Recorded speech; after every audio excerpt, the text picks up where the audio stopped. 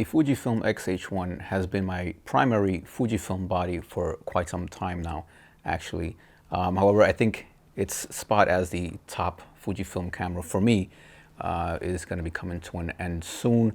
Not because it's not making great images, it is, but there are some newer things coming out by Fuji that just has some technology that I wouldn't mind, having.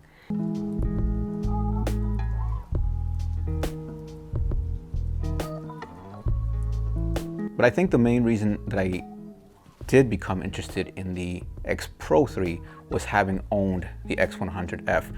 It is essentially the same layout, build, it's just bigger and it's an interchangeable lens camera versus the X100F, which is a fixed lens camera. And I was considering getting the X100V or V, but then for just a little bit more, just felt like maybe this is a better option for me. The compromise, of course, is size. At least to me, that is the biggest compromise for this versus one of the X100 cameras. Now, primarily, I did get this camera mostly for just walkabout, travel, street, that sort of stuff. So I think it could work well for me. I'm not reviewing this camera in this video in that way. I still have a lot more to use this camera. The weather is just starting to kind of warm up a little bit, so I do plan on getting out a lot more. I don't have enough time on the street with it to really make any sort of review or even thoughts on it. I have, however, been using it for portraits. So the criticisms I will be making are as far as how it handles as a portrait camera. I'm fully aware that this is not intended to be a portrait camera, so please take my criticisms very lightly. I'm just sharing my thoughts and my experiences with it as I've used it for portraits. Again, I am aware that they didn't mean for this to be primarily a portrait shooter. Listen, at the end of the day, you can shoot a portrait with any camera at all. But there are certain cameras that were, designed for certain things, and this is definitely not designed for portraits. So I think the first thing I'll talk about is the ISO dial.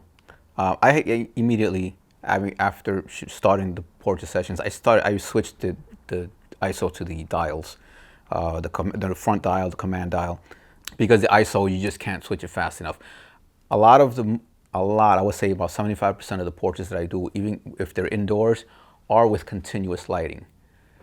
So I'm not, even though you may see a studio type environment, I'm not at base ISO. Some of the portraits end up being as high as ISO 3200. My eyes are going. So I'm sitting there like, trying to look at the dial. It just wasn't working for me. So again, no big deal. You can just put them on the dials. The other thing that I found was the exposure compensation. I was trying to do it that way. But that just wasn't, I found that I was knocking it out of place too often, which is a problem, is strange, because it's a problem I didn't have with the X100. I wonder if it's because this one feels a little grippier. Maybe it's just the knurling on the dial is just better.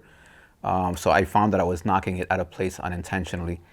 I would say the third thing is the inability to flip out for portrait. That's one of the things that I really love about Fuji cameras. You don't realize how much you miss it until you don't have it. And when I shoot portraits even with my Sony cameras, I have an A7 III, which is recording me now. I can't, there is, just, you want to do something low, kind of like, editorial type, low, wide, you have to get down there. Maybe not quite as bad as a DSLR where you really have to get on your stomach to get the shot. But definitely, I missed it. I definitely missed it. If you're doing landscape mode or whatever, just regular shooting here, then yes, then you have the little flip, and it actually works great. The other thing, I found that this was too small for portraits, and it seems strange. Or why would it? I don't know. It just maybe it's not that it's smaller, but it doesn't have that same big eye cup like the XH has and the XT3 has, and that sort of thing. So maybe it's just not blocking out as much light. In any case, other than that, I mean, it's the same sensor. It's the image quality. I'm not even going to mention image quality. It's all the same. XT3 and this camera. I mean, for the most part, the image quality of Fujifilm's APS-C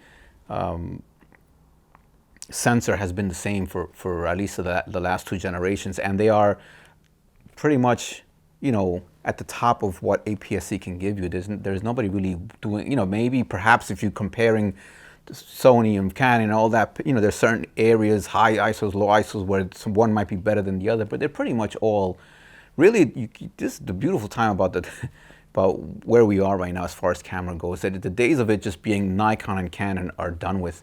You can't go wrong at this point with Fuji, Sony, Canon, Nikon, Sigma, you know, Leica. I mean, there are just so many options, and even Micro Four Thirds.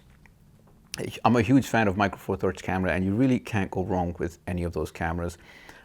Overall, so far, I do like the camera, but I can't wait to start using it for what I got it for. And I have started going out lately.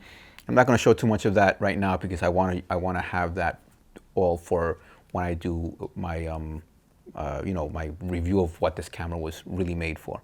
But so far I've been liking it. It's just not for portraits, you know, for quick street portraits, or, you know, you're with your family, but for a portrait session, no. So I've got the X-T4 on pre-order. I think if anything, that's what will take place of my X-H1 as far as being the primary do-it-all camera. I'm not sure where that leaves for me, the XPRO3. You know, I'm on the fence about this camera, I'll be quite honest. Even though so far, like I said, the only thing I'll say about it as a street camera is that I'm enjoying it. But am I enjoying it enough to hold on to this, plus have the X-T4 and I have the X-H1 as a backup? It just doesn't seem smart, you know, to me at least. Anyways, that's it. I just wanted to share a little bit about what I've been doing so far. It's been a while since I've uploaded a video. The XPRO3 is what I've been busy with lately, and but I just haven't had the time to make a video. Anyways, I hope you guys enjoyed the pictures. I know this video was a little all over the place, but just wanted to share what I had going on. In any case, if you're not subscribed, and maybe you want to consider that, and if you liked the video, please hit the like button. I will have more on the XPRO3 as I continue to use it, and as I continue to kind of get a feel for it, and as I decide whether it's for me or not. Thanks for watching, and I'll see you guys next time. Damn it. My photo is shitty, just literally. Oh. That's not gonna work. I can Photoshop that out. It's just shit. All right.